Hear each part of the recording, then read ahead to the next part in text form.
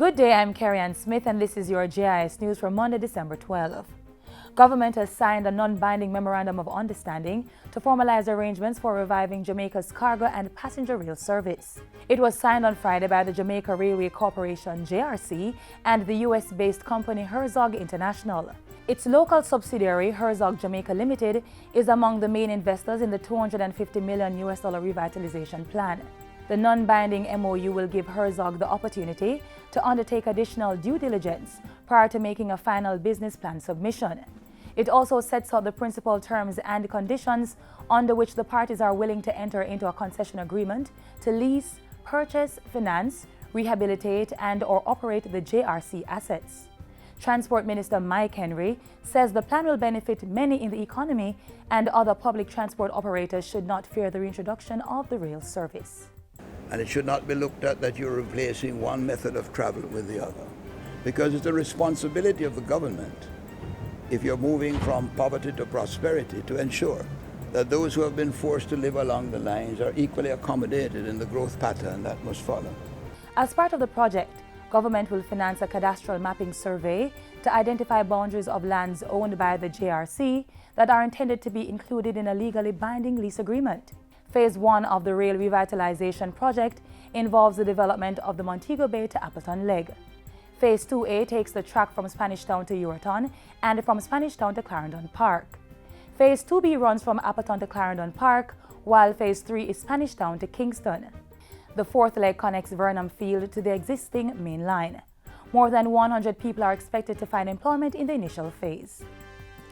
Plans are far advanced to expand the Caribbean Maritime Institute CMI into a university. Making the announcement, Education Minister Senator Ruel Reid says CMI will also be relocated. But they have expanded so much that we want Jamaica to be the hub. And so Prime Minister have said we need to find lands in St. Thomas to relocate the campus to become the campus out there in St. Thomas, the Caribbean Maritime University. Senator Reid was speaking at the recent launch of the occupational degree program by the Hartrust NTA and the Joint Committee for Tertiary Education. The degree will be administered by the newly established Center for Occupational Studies. The occupational degree programs is intended to widen the pool there for qualified, technically competent Jamaicans by providing access to a seamless pathway between academia and technical and vocational education and training. 2 bills approved in the House of Representatives will pave the way for the development of Caymanas track and attract investment in Jamaica's horse racing industry. The Betting, Gaming and Lotteries Amendment Act and the Jamaica Racing Commission Amendment Act were piloted by Minister of Finance and the Public Service Audley Shaw. Both pieces of proposed legislation provide that a license granted by the commissions and the minister, as required for the track license, may provide for geographic exclusivity in respect of any license authorizing the provision of betting facilities on any track and authorizing the operation of a racecourse. Minister Shaw says the objective is to facilitate the development of Caymanas track into a modern world-class racing complex. Supreme Ventures Limited is the preferred investor for the operations of Caymanas Track Limited. The minister says significant capital is required by the investor to undertake this major upgrading. This will also include unplanned spending for upgrading facilities, some of which were realized during negotiations, that is to say, beyond the decision to divest to Supreme Ventures.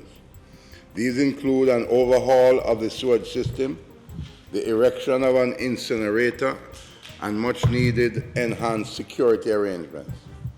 There's also the matter of the establishment of a horse clinic in keeping with international best practices.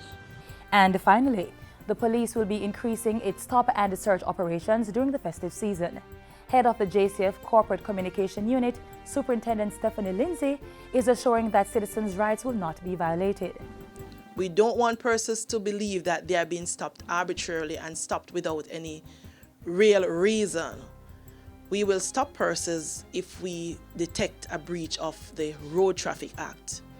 So what we are encouraging our police officers to do, they are already briefed that in these stop and searches, it is very important to communicate to the citizens the reason why we're stopping them. Superintendent Lindsay was speaking at a recent JIS think tank. She says the number of police on the ground will also be increased to counter robberies and the large migration of criminals at this time of the year. And that's it for JIS News Today. I'm Carrie Ann Smith.